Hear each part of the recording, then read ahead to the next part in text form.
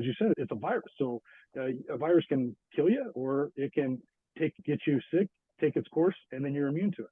But there's so many different things. So tell me how that kind of relates. And I love the analogy.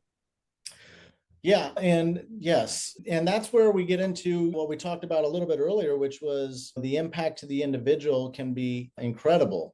And actually was just recently talking to a colleague, and that which happens at work, especially in a toxic environment, which is causing the employees so much stress and so much heartache and so much concern.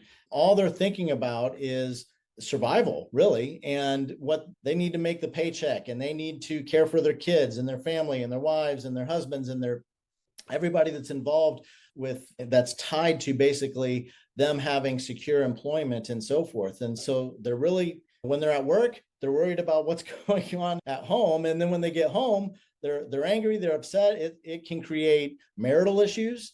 It can create, as we said before, mental issues and concerns. There's now you're going to have to take some time off to go to therapy, or you're going to have other issues addressed. And it can even be, you can really even experience physical trauma to your body in dealing with it, because you could lack of sleep, as an example. And when you start having lack of sleep, now you're not thinking clearly. So we talk about the downward spiral with the organization, but there's a downward spiral with the individual too in toxic leadership, because they really are trying to manage the stress at work.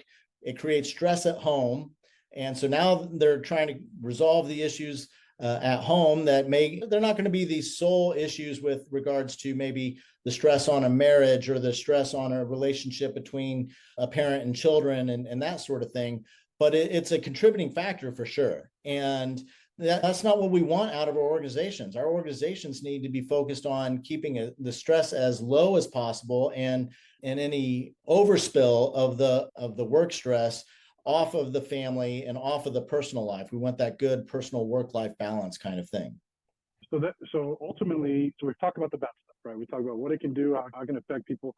So how do we overcome it? How is it that I know you've listed out several defenses that are great to keep in mind. I want everybody on the call to really understand if they're in that environment or they sense that environment, things that they can do to defend themselves against that type of stuff.